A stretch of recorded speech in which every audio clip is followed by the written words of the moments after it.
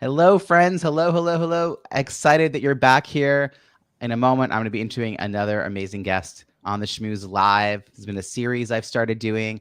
These episodes all air at a later point in the podcast, but you get to watch what's happening sort of almost behind the scenes. So here we go. I'm going to introduce this week's guest.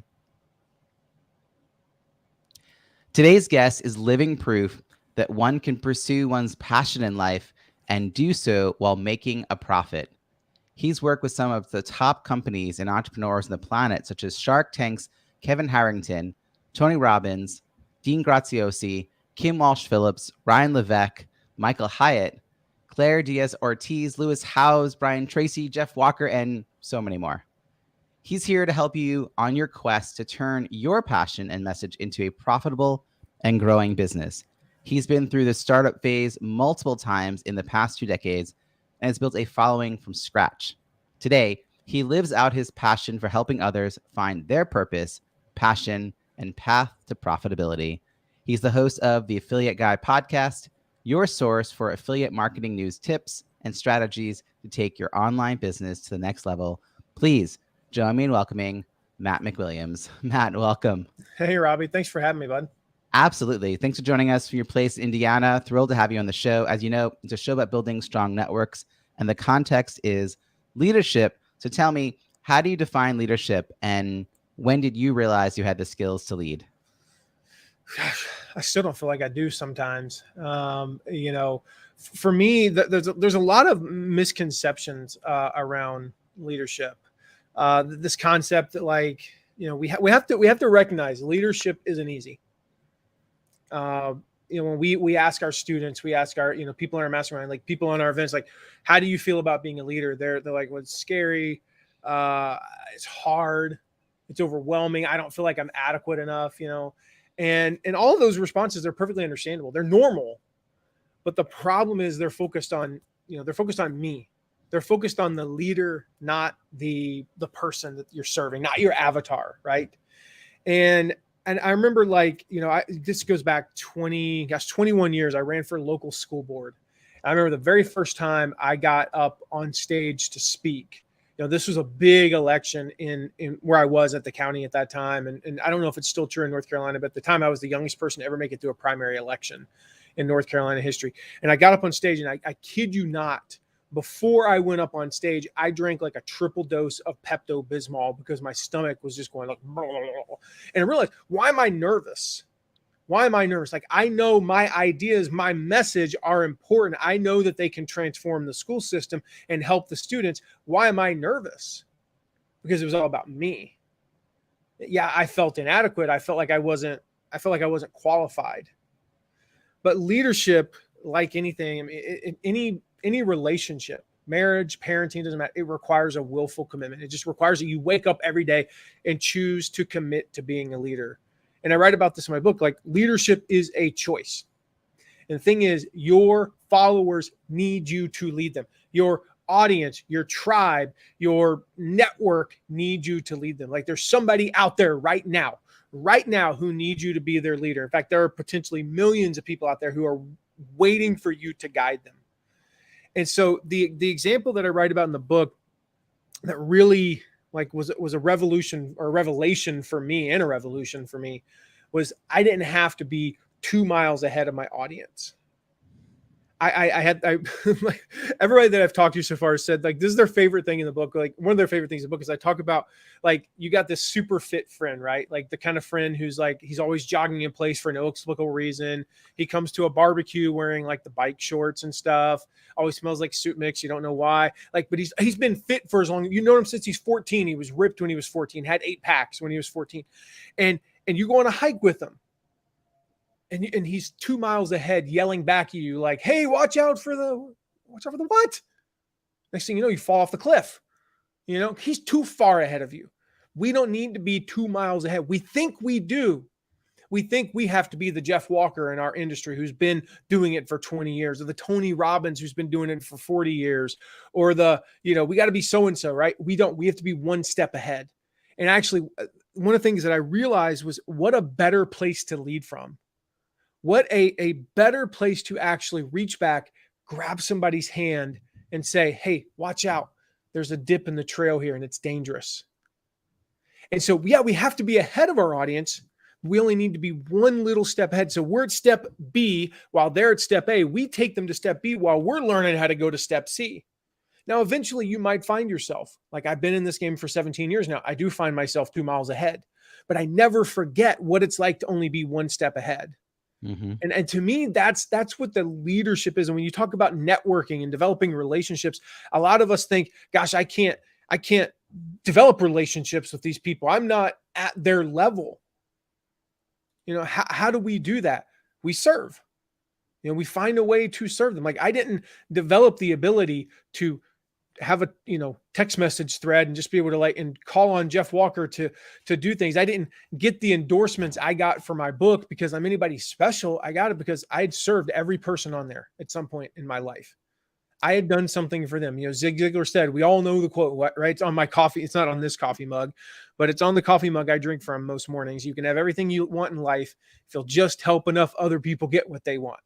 And the same thing is true. And to help people get what they want, you don't have to be 2 miles ahead of them and be like this, rock star. You don't have to be a billionaire to help millionaires. You don't have to be a millionaire to help thousandaires. You just have to be one step ahead.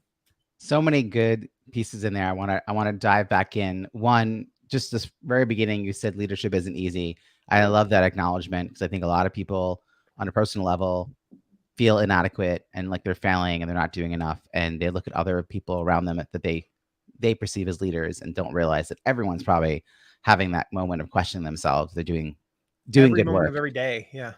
Willful commitment. That phrase, you said willful commitment as far as what leaders should be doing. I love that.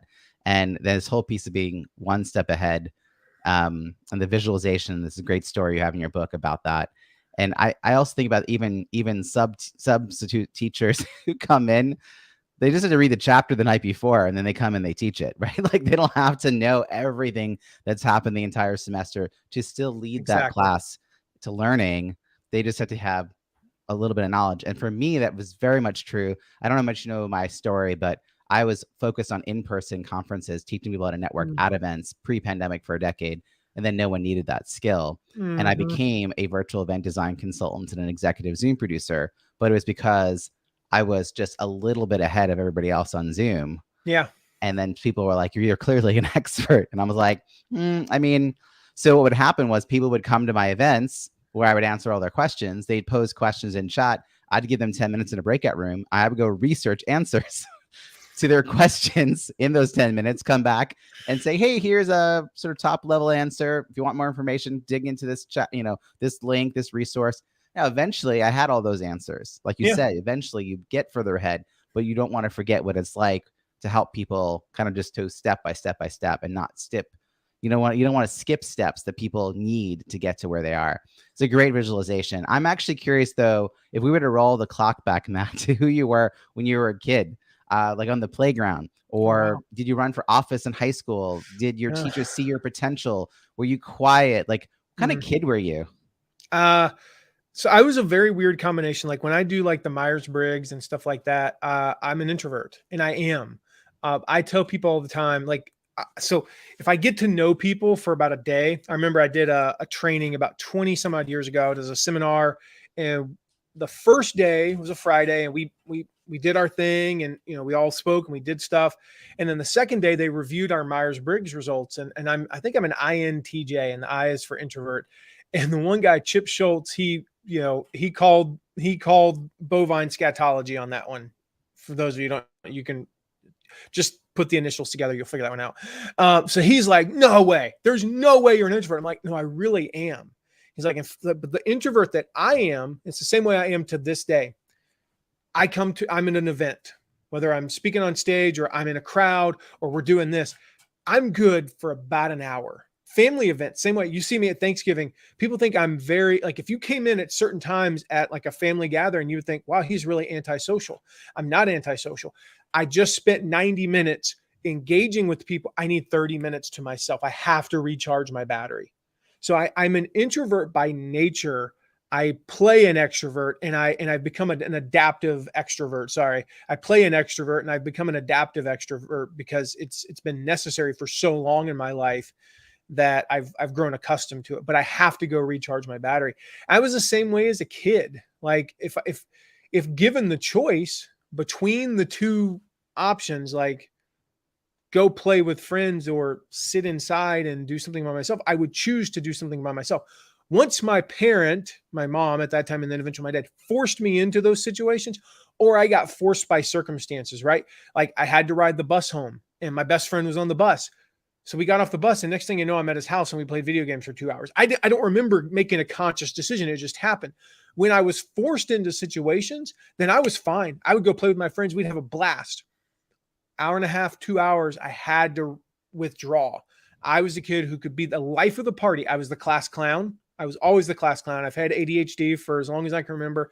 And so I was always the class clown. I was always acting up. I was always the fun one. I was always the one who was quick with the joke. If you know me long enough, you'll know that I'm missing a little bit of that filter in a good way. And that the reason somebody asked like, man, how are you so funny? And this like sounds like I'm self-aggrandizing. I'm not. The reason I'm so funny is I'm willing to say the one thing where you go, that doesn't make any sense, to say the 39 things that make you fall on the floor laughing. That's what comedy is. Like, but if you're not, most people are not willing to take that chance. They can't get past the fact that it could be that one time out of 40 that they'll say something stupid or even a little bit offensive or even a little bit like, that guy might be clinically insane, to have the 39 times they make people fall on the floor laughing. I never had that filter. I've never had that fear.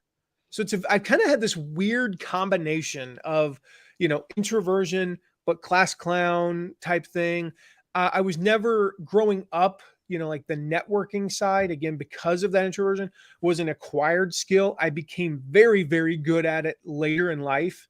I became pretty good at it in my teens because my dad ran a golf course in the Nashville area.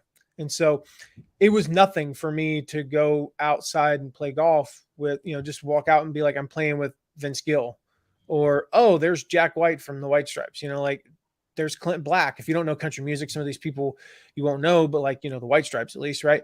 Yeah. I played with the guys growing up in Atlanta. All the Atlanta Braves, the Atlanta Falcons, and the Atlanta Hawks played at my dad's golf course. So it was nothing for me to be out there. I'm like, that guy won the Cy Young last year. I'm playing golf with him. Like that was nothing. I didn't think anything of it. But I also came from a background with my mom. I grew up with a single mom and then moved to live with my dad right when his career took off. So I grew up with a single mom who I helped her do her taxes a few years back before she retired. I know for a fact she never made more than $38,000 in a year. And that was later when 38,000 was less than what the average American was making, considerably less. So I know both sides of that equation of the socioeconomic spectrum. But then growing up in that environment and being exposed to that, where I'm out there with attorneys and doctors and people to kids who came from my background, these are the people you don't talk to. And I'm out there like, goofing off with them, and like, I would tell jokes to them. I wasn't What an incredible opportunity. Yeah. And so it was kind of weird. And that led to me becoming a little bit of an adaptive networker of sorts and being able to develop those relationships over time. It's really interesting. When you first started, you were talking about Myers-Briggs, which I know is somewhat a flawed, but, interesting personality test. I'm ENTJ. Both INTJ and ENTJ are one of the rare. Those are both very rare of all the traits. I seem to know quite a few both because the kind of people I hang out with, I think, lean in those directions, the NTJs. Yeah. But, being introverted or extroverted, for me, it's about energy, like how you replenish the energy and how long it takes you to recharge. But then there's how outgoing you are. So clearly you're very outgoing. You just spend down the battery you have very quickly because you're so outgoing, and then you recharge. So people know you. Like when you're in a room, they know you're in the room until you're like, I'm done. I'm going to go somewhere else. And recharge. That's exactly, that is a great way of describing it. That's the difference between I dated an outgoing introvert. She put it all out there. When she walked out the door, she was on fire. And then she would be in her like yoga pants for 3 days at home. Yeah, that's the thing. Introverts are not incapable of being around other people. That's the misconception. Well, you're clearly not shy. I mean, like, you're outgoing and not shy. And then, but like this other piece you mentioned, which I knew a little bit about your history here, but like this idea of growing up with a single mom who's struggling, she's, doing what she can to take care of you and create a loving home. And you don't know what you're lacking because you don't have anything to compare. I mean, you have what you have, to then suddenly find yourself in more affluent spaces where there are luxuries and where you get access to all these people who are like stars. I mean, like legit celebrities, and to be a teenager and those everyone has awkward teenage years. I don't know how anyone can escape that, but to use that all as a springboard for like where you want to go, and to have both of those. This reminds me of like Rich Dad, Poor Dad, like, the sort of psyche that you understand. Oh, wow, people talk this way. I never learned that. Or people talk about money or savings or investing or things that just don't come up when you're just trying to find money for groceries and gas. Just you don't think to tell your kids to invest. Yeah. And those feelings come back all the time. Like I remember, so this is a funny story. We were at Dolly Parton's house. No joke. We were at her house for the event with a bunch of like, fancy people in Nashville. And I was just running around like a kid. This was 1991. So I was 12. Maybe I just turned 13, but I think I was still 12.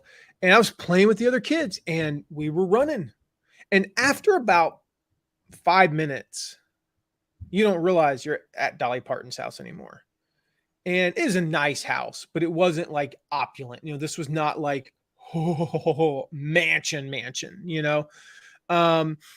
like much more normal than you would think, at least back down to what our house is like today. But this is 31 years ago. So we're running around and I run thinking that's an open door. It was not. It was a screen. And I literally it's like the cartoons where they show the guy who goes through the bushes and it leaves his exact shape. I left my shape through Dolly Parton's screen door. You left an impression, is what you're saying. And it slowed me down just enough with my upper body that I face planted on, the hardwood floor, stone floor, whatever, not face plant, like hands. I was like, and it hurt. And of course I turned around and I was so embarrassed, and it had nothing to do with the fact that it was at Dolly Parton's house. It had everything to do with the fact that I just face planted in front of a group of 100 people. Like, in fact, the fact that they were adults made it less painful than if they'd been my age. I didn't care that they were famous and rich and the average income there was probably $25 million a year. That meant less to me than the fact that, oh crap, did anybody who's roughly my age see this happen? And so, yeah, that ability to be exposed to those types of things and to recover from something like that. And I mean, just the whole rest of the day, like I ended up making a joke of it, like every door I went up to the rest of that night, I was like, I'd run up to and be like, wait a minute, and and it wasn't a big deal. And I remember I don't even remember what she said. She came over and said, no big deal. Probably had a new screen door installed within the next 7 minutes. You got that kind of money. But anyway, it was one of those things, right? Those types of experiences. I mean, yeah, like how much did that actually shape me? Probably more than I'll ever realize. The ability to, if I can do that, what's getting up on a stage? What's sending an email that makes me nervous? I mean, some of the clients that we got, they happened because I reached out to people, said, hey, I heard you're in a situation. How can I help? I'm actually really nervous, but I did it. I'm kind of curious about that. So when you were 12, 13 years old, did you have a sense of what you wanted to be? Like, was college part of your destiny now that you had a parent who could help you with that? Was there a career trajectory that you were kind of glomming onto? 12 and 13, I wanted to play basketball. I was still pretty good at basketball then. Proud to say, I feel like Uncle Rico from Napoleon Dynamite. Never lost a game in middle school. Had nothing to do with me. It was all my teammates, because I played with 4 guys who went on to play D1 basketball. Just to give you some perspective, 2 Mr. Basketballs in the state of Tennessee on the same team.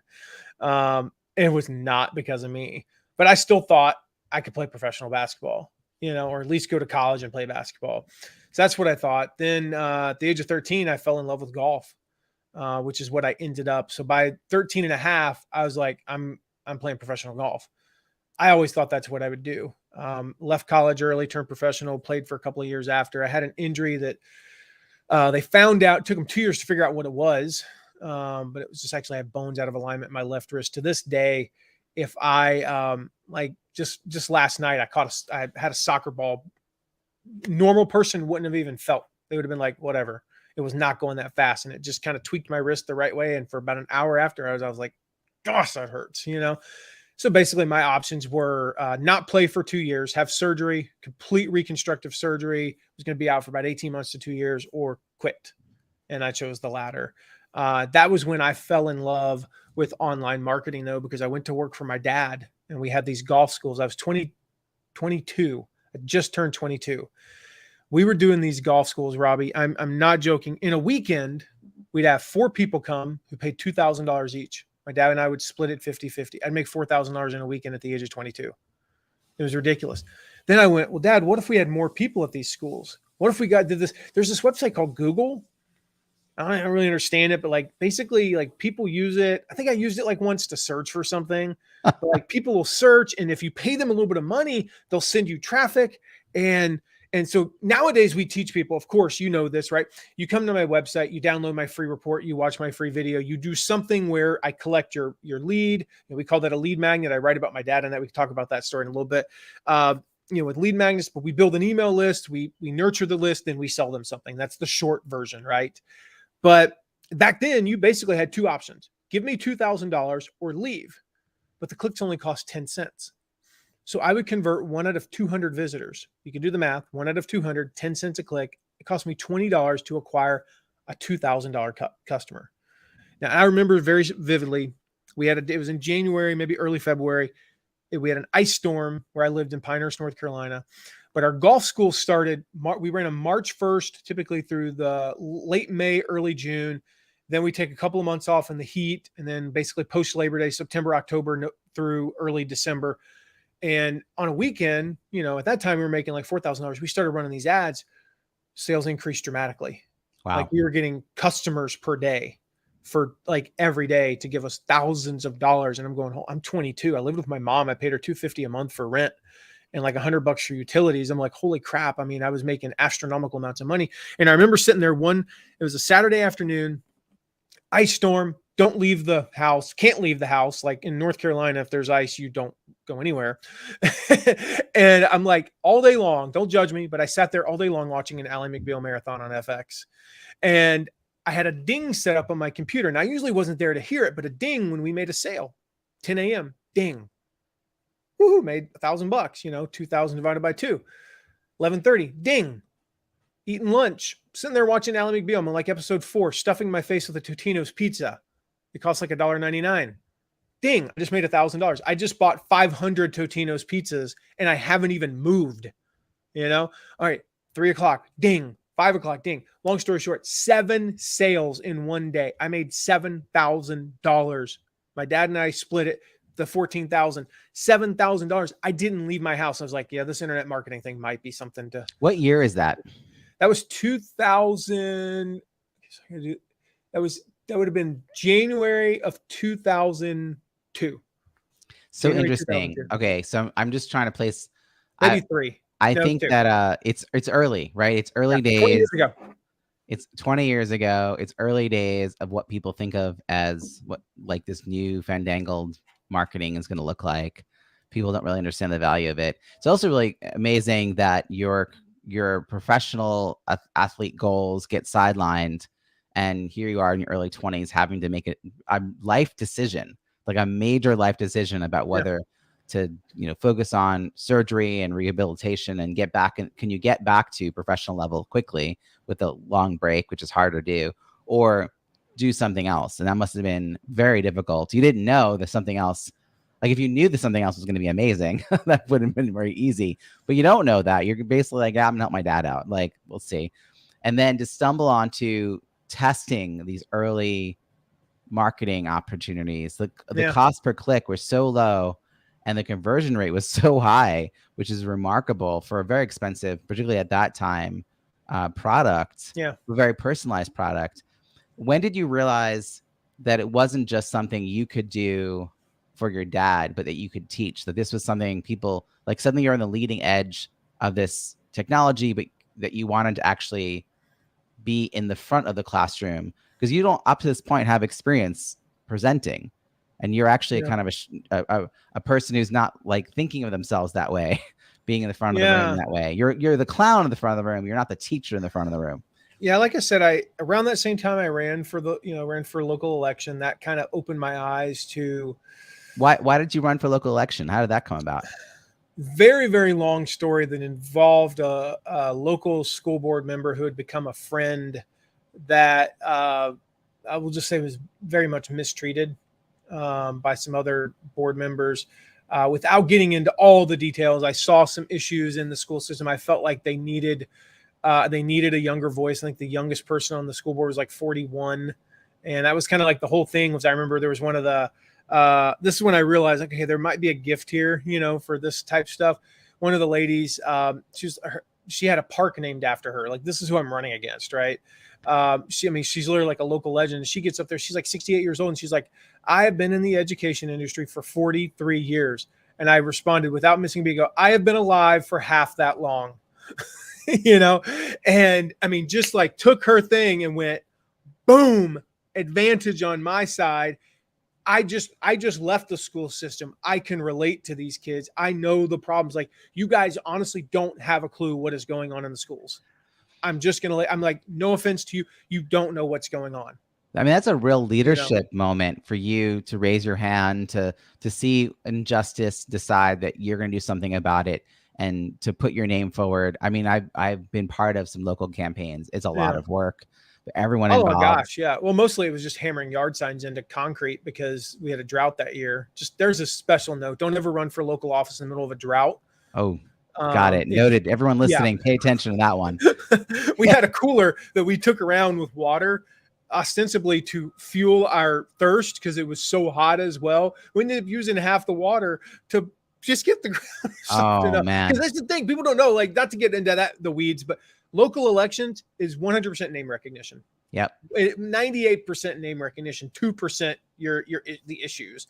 And so, he or she who has the most yard signs usually wins. Yeah. And so we went around. I mean, like, there was not an intersection that saw more than 50 cars a day that didn't have one of our signs at it. And that was all just grunt work. We were out. There were nights I got pulled over multiple times at like 4 a.m. because we're slowing down, at the wrong time, pulling over. And they're like, what are you doing? We're like, yards. Oh, okay. You're good. Had a couple cops be like, don't tell anybody, but I'm voting for you, Matt, what was your biggest lesson having that experience of running for local office? The biggest lesson is not really a lesson per se, but it proved to me that I had the ability to communicate. I remember, I remember sitting back. There was a guy who ended up the following year ran for governor, or 2 years later ran for governor in North Carolina, who's a big deal in local politics. He was a friend of the family, but he and I didn't particularly get along. And, this again, he's like 58 years old. He's my elder. I'm supposed to look up to him, and I'm sitting in the back scribbling some notes for this speech. So I have no idea what I'm going to say. And he looks at me and goes, a little late to be doing that, isn't it? Ha ha ha. And I remember going, nah, like, not to him, but I just remember thinking, no, this is how I do it. Like, if I plan more than like 5 minutes ahead, I'm not going to convey what I want to convey because I'm going to this event. I don't know the audience. I get there, this audience, see, where I lived in this county that I lived in, you had the retirement community, the area, the people, we called it, basically, it was just a bunch of transplanted Yankees. That's what we said, not judging, just saying that's what we call them down there. The other side was people who were like 8th generation from that county. Very different demographics. Okay, just to be clear. And so when I went to that, it's the first time I'd ever spoken there. And I realized they care about different things. There are things that I can, they're a little bit at that time, I would consider them to be quote unquote more my people, right? These are the people that I don't have to, I can just talk normal, too. And so I'm planning what I'm going to say because I'm basing it on how are they reacting to other candidates and what they're saying. I'm basing it on, I'm not changing my positions. I'm changing how I communicate. It's kind of like, here we've talked about mostly, other than the random things like in Alan McBeal, we've talked more about the networking side of things. We haven't talked about all the other online marketing stuff. Right. And, of course, I would love for people to go get my book and whatnot, and we can talk about that. But we're doing it in a certain, we're in a certain box. Yeah. And I learned that I could do that and I could communicate on the fly, the ability to respond to that lady and go, I have been alive half that long. I couldn't have planned that. I didn't know she was going to say that. And it opened my eyes to, wait a minute, I have the ability, the way that my brain processes things is a gift. I had childhood epilepsy that directly led, they believe, to ADHD. But what people don't realize is, like, childhood epilepsy, ADHD, what my doctors found out when they do the brain scans is the synapses in my brain fire 7 times faster than the average human beings. So I am processing things at 7 times the rate. That is dangerous. All right. It is actually extremely dangerous. I have to be very, very careful about certain aspects of that, because I can, in the middle of talking right now, there could be a squirrel outside my office and I'd be like, whoa, squirrel, literal squirrel, and it does happen. My brain can be all over the place, as you may or may not have seen already. Yeah. And so that can be dangerous. But the superpower is, when she said that, I mean, I didn't have to think about it. Right. Most people, and I'm not, this isn't, I'm better than anybody. It's just, I have this skill that some people don't. They can't mentally process something like that fast. I think what you also realize is that you have the ability to speak to different constituencies, or today you might think different avatars or different demographics, that the message has tone differences or example differences, right? So that was a lesson, it sounds like, that also applies really well for the marketing that you were doing. It does. At what point did you become an entrepreneur? Like, this became your thing that you were selling? How old were you then? Or I have been an entrepreneur since the age of 22. I have worked for other people. So I worked from May 15th, 2009 to early 2011. I ran the internet marketing department for a company as an employee. You'll notice that was not very long. I got really restless after about 18 months, and I was just like, hey, I want to go back and do this entrepreneur thing. So it's something that I saw indirectly in my dad. My dad he ran golf courses. So he was hired to run golf courses, but he always had the entrepreneurial bug. I could see it. He ended up eventually starting his own, business, and starting his own, golf instruction business. And so I wouldn't say that it was like a lot of people who just grew up like my kids. They've never known anything other than daddy's an entrepreneur. They literally have never known anything like that. When I moved my office down to the basement from upstairs, because my son literally spent all day being able to see me. When he was about a year old, we moved my office from up there down to the basement. He was a basket case for a full week when I would be downstairs. Like, he just had always grown up being able to see daddy. Still to this day, he comes down here every day. He might come down in the middle of us talking right now, probably not wearing a shirt, And so, like, that idea of what the freedom that it brings has always been attractive to me. I've never been particularly, I've always been blessed since, I shouldn't say that. I've known what it's like in my professional life to be pretty close to broke. I mean, we went through a period a few years ago where, we were basically down to our last couple $1,000s. I've been fired from, or not fired, but I've been forced out of a company and left with nothing, contractually. And the agreement that we have, they didn't owe me a dime when they forced me out. It was kind of an ugly situation, about 10 years ago. I've been through those, but I've been very blessed to mostly have been, in my adult life, to been on the right side financially, but I've never been driven by, the financial side of things. Right. Personally. That's our scorecard in our business. If we do 5 million next year versus 4 million this year, you know what? We did stuff better. That's a result of the other things that we did better. But yeah, it's just always been in me to be an entrepreneur, I think. So let me ask you a question. This is quick answer on this one. Yeah. What was the first service or product you were selling when you switched to selling things for yourself? Selling for myself, website design. And who was it for? Like, who were your market? Anybody local back then. And then eventually it became political candidates. Like, we were kind of the first people. If you remember the Howard Dean campaign of 2004, yep. Basically we just copied what they were doing. Good artists copy, great artists steal. So local businesses, then local campaigns. We basically applied like the national online fundraising of 2002, 2004 to very localized, like gubernatorial on the high end type campaigns. Yeah. And when did websites stop being the thing you focused on and you shifted? 2005, I consulted for a company that was run by a friend to build their website. I built the first version of their website. Next thing you know, I'm doing their sales and running their IT department, and started this thing called an affiliate program. And I'm like, wait a minute, are we like business partners now? Like, what the heck? How did this? I was running my own business. Now I'm spending 40 hours a week working for you. And we ended up starting that business. And that was actually the one that was the kind of my first exposure to not just like a small business with like 3 or 4 of us to, we grew it to, multi-million-dollar a year, multi-million-dollar a month, 52 employees and all the. Was the affiliates sort of as a thing well developed back then? No. Was it really nascent? It seems like that was like early days even for that. Gosh. So it was a Memorial Day weekend, 2005, Robbie. And we were basically ready to go broke. Had no money. Couldn't make payroll in 2 weeks. We just paid down. We're like $4,000. We owe $7,000, for payroll. And I was like, guys, we need kind of a miracle. We had this meeting on Friday and we were like, it was the business equivalent of trying to find change in your couch to pay for college was what we were trying to do. You're like, well, we could run this ad and we'll make $17. I'm like, woohoo. I was like, what about this affiliate thing where like you start a program and they do the marketing for you and then you don't pay them for like 30 days after.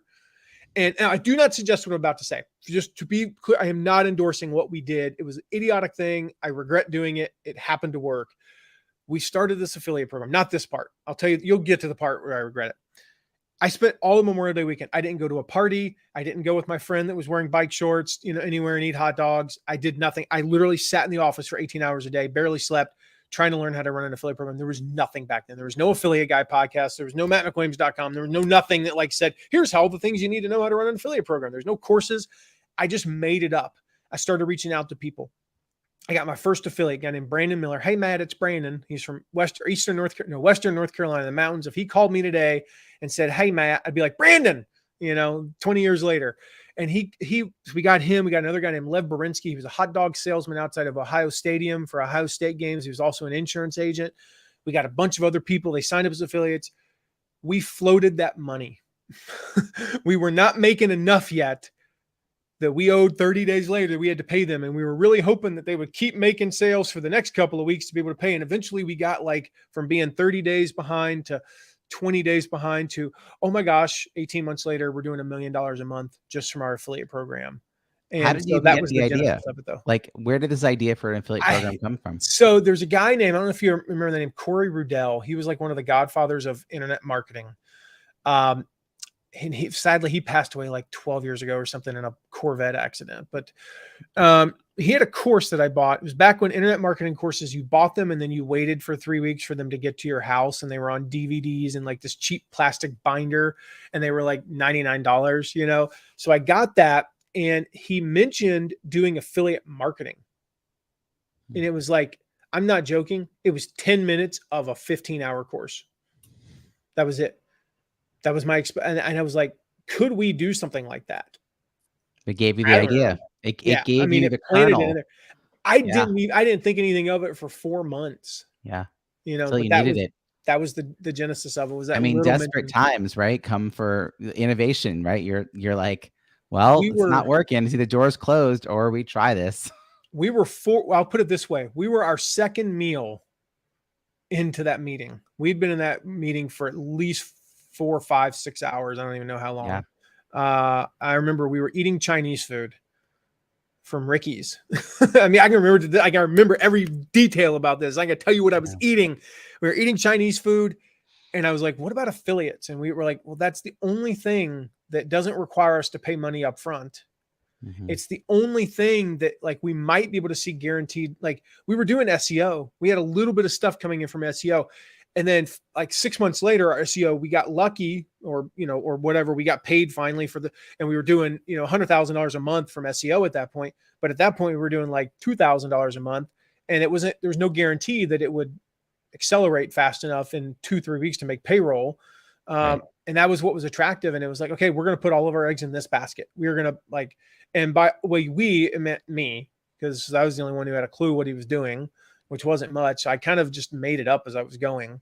And then, yeah, like I said, about 18 months later, doing over $1 million a month from it. So today, who is your ideal person? Like, how would I know if I was talking to someone, what would they be saying to me for me to think, oh my gosh, you've got to meet Matt McWilliams? I mean, it kind of depends because we have 3 very distinct audiences. So, that the high end, yeah, you're running a mid-high 6-figure, 7-figure business. You want to take it to the absolute next level with your affiliate program, whether you have one or not yet. So, I mean, the people that we work with there, like, you mentioned their names at the beginning, right? Yeah. Those are the type of people that we help there. The next group is in the middle where it's like, hey, I've got a blog, I've got a podcast, I'm making a little bit of money, but man, I want to take it to the next level. Like, I know that I have a decent sized audience. I know I can make a lot more money. We can teach you both affiliate marketing and how to start an affiliate program that'll take things to the next level. And we worked with tons of people there. And then, at the bottom level, we got my book, Turn Your Passions into Profit, which is people like, hey, I've got an idea. I've got a message, right? I talked about that at the beginning when you asked me about leadership. I have a message. I want to lead a group of people, whether it be I want to lead people to grow organic vegetables in their backyard, or I want to, help people with self-defense, or I want to help people start a business. I want to help people with their marriages, their, raising kids, losing weight, whatever it is, it doesn't matter. It could be one of a million different things. I have a message. I have a passion for this thing. How do I turn it into a profitable business? And we help people there because really, if you've got the message and the passion, but you're not making any actual money for it, I mean, that passion is only going to carry you so far. I wish it didn't, because I've been there and done that. But like my kids, for some reason, the youth soccer program here in Fort Wayne, they just don't take it when I'm like, man, but I woke up this morning, I wrote a blog post and 82 people commented on it and they loved it. And I helped a lot of people. And they're like, yeah, we need $1,500. The mortgage company wasn't taking my passion. It was the money that paid this house off early. Like it was the actual money. So you've got to have both so you can keep doing it for the long term. You mentioned the people that we just shared in the intro. You've worked with some real household names, and you mentioned somewhere in this that you had done some cold outreach to some of these folks. I mean, now you're a name yourself, so it's easier for you to knock on doors and have people open them. But when you're first getting started, and this is who you were setting your sights on, was there an introduction initially into this? Did you have one person you worked with that you could use their name to like leverage in? Like, a lot of us want to up level the kind of clients we work with, but wouldn't have any idea how to go from who we have today to these, multi-6-figure, multi-million-dollar business owners. So how did you there's part of it's a mental shift. So mentally, how did you shift that, who you are and what you could do? And then how did you technically get access to some of those folks? Yeah. So the very first, I had a little bit of to be clear, I had a little bit of a reputation because I had, ran an affiliate program already as an entrepreneur for a company that I worked for, and a company that I owned, and then a company I worked for. So I'd won, a few affiliate manager of the year awards, and I was pretty well known. And just to be clear, that does make it a heck of a lot easier.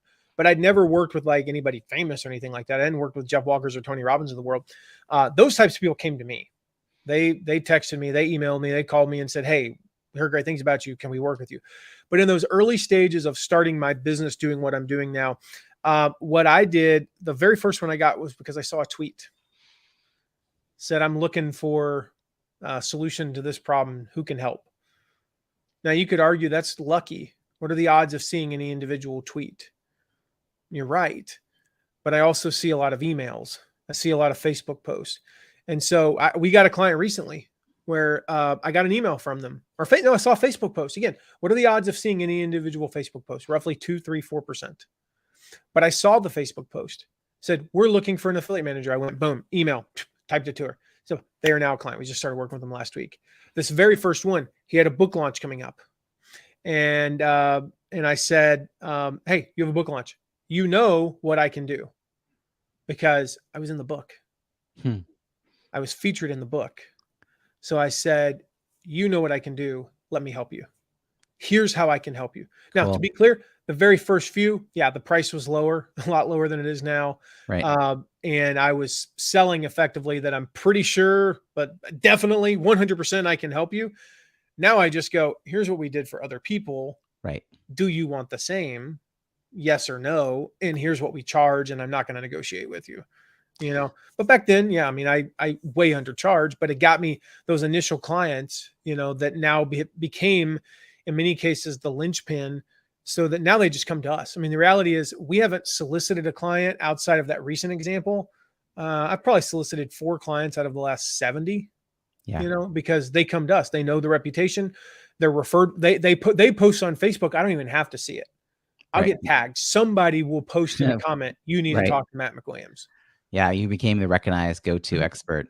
Hey, so let's say it's a year from now. So this is my favorite wrap-up question. Yeah. A year from now, I cross paths with you somewhere. Maybe we're at a conference or something. And I'm like, oh my God, Matt, it was so fun when we did this whole interview thing a year ago. What are you up to? What are you celebrating? I want to know, what are you most looking forward to a year from now? What are we going to be toasting you for having accomplished in this previous year? So a year from now, I mean, gosh, like the mission for my book, Turn Your Passions into Profits, is to help 20,000 people. 20,000 people start, scale, and monetize their business. All right. So what that means is 1 year from now, Robbie, we've got 20,000 people out there who've read the book, implemented it.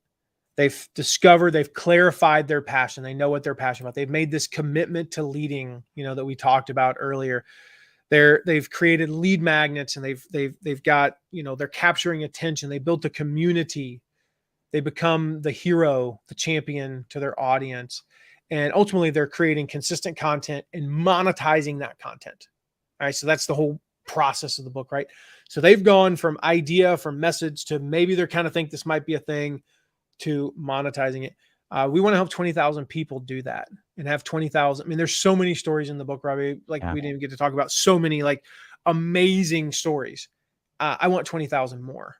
Awesome. I want to hear those stories. So what I'll be doing a year from now, hopefully, is saying to you, Robbie, when we run into each other at some conference, like, dude, let me tell you about Ann. Let me tell you about Alan. Let me tell you about so-and-so. Like, here's this amazing story, and this another amazing story, and another amazing story, and story after story after story. And you're like, dude, I got to go to the bathroom, and eat some food. But that was awesome. That's what I'm hoping happens a year from now.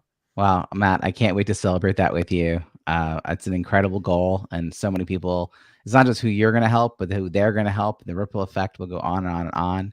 You've got such good stuff. How can people find you and follow your work? Yeah, best way right now, if you go to passionsintoprofitsbook.com/schmooze. That's a hard word for me to say, schmooze. Just type it. You don't have to say it out loud. So passionsintoprofitsbook.com/schmooze. If you go there, we got tons of extra bonuses and all kinds of stuff for your listeners, Robbie. So when they go there, they can grab a copy of the book. There's links there to my site. They can connect there. You can text me, and all that stuff is on that page as well. But if you go there, that'll give people an opportunity to grab the book, read through it, implement everything, and be one of those 20,000 people that you and I will be talking about hopefully a year from now. Some random hallway at some random conference. It's going to happen, Matt. Thank you so much for all that. I'm going to put the links in the show notes at ontheschmooze.com. Matt, thanks so much for this awesome conversation. Thanks for having me, Robbie.